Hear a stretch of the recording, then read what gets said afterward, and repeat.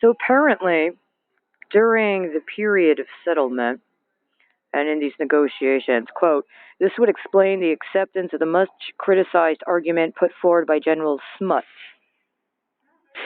as a result of which the cost of pensions and separation allowances was added to the bill. So, the cost of pensions and separation allowances was to be paid by the one who had been defeated to the victor.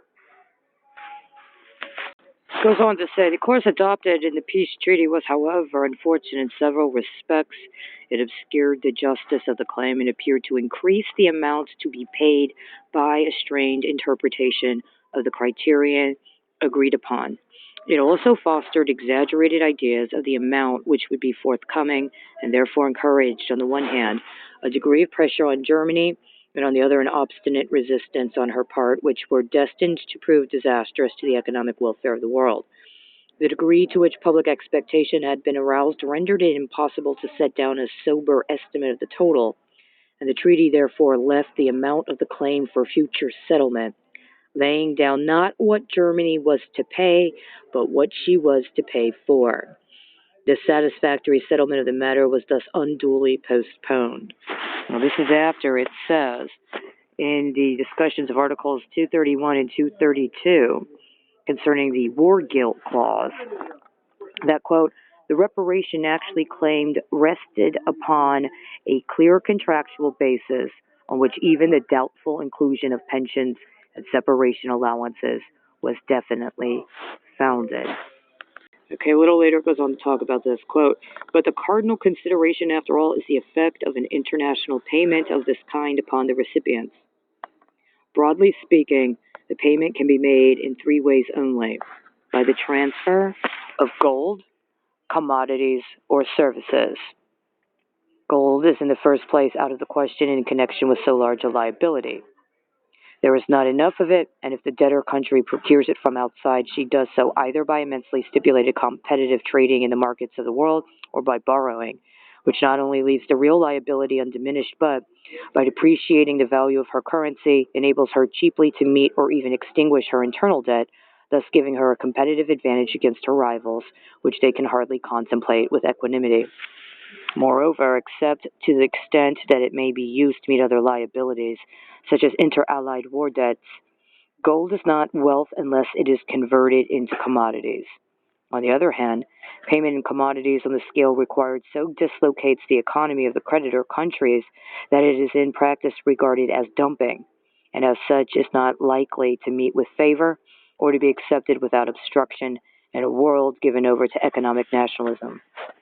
The third alternative, payment by services, was open to much the same objections in the mind of the recipients, and its possibility had been materially lessened by the confiscation of a part of the German mercantile marine.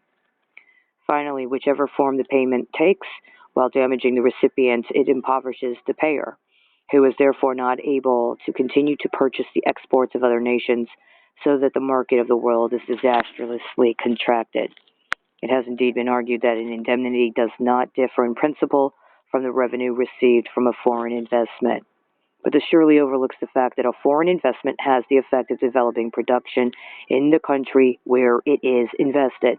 It consequently creates an asset which enables the debtor to pay and expands the market, which an indemnity payment tends to destroy or restrict. Okay, this is important because this goes into considerations in the late 19th century and early 20th century regarding national capital production and the manner in which German capital impacted, for instance, Russian capital development.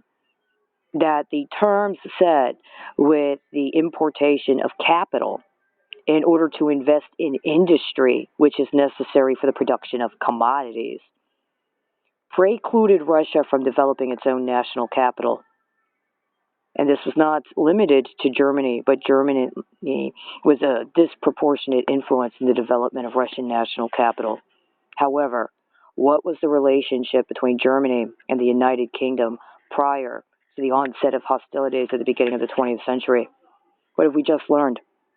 We've just learned, including through precedent that was set in the United States Supreme Court following the Civil War of the United States, that among the many considerations was a disproportionate holding of bonds by the United Kingdom versus bonds that were held by the United States Treasury. What relationship did the United Kingdom have with Germany prior to the commencement of the Civil War when it came to its holdings of bonds for and by and regarding the United States specifically? Now, in 2021, July of 2021, I first found, and I have later discussed, announcements about debt, or rather bonds issued by the United States Treasury for not only the war effort, but for the later reconstruction following the Treaty at Appomattox. A very substantial portion of those bonds were held by Germany, or purchased by Germany to be held by Germany. A very substantial portion of those bonds were also purchased by the United Kingdom to be held by the United Kingdom. This was prior to the end of 1865. Some of those bonds had 40-year terms, right? So in consideration of liabilities and the consideration of gold, commodities, and services, what kinds of services were permitted based upon the bonds that themselves considered the equities available at the time the bonds were committed to, when it came to determination of things up to and including pensions, right?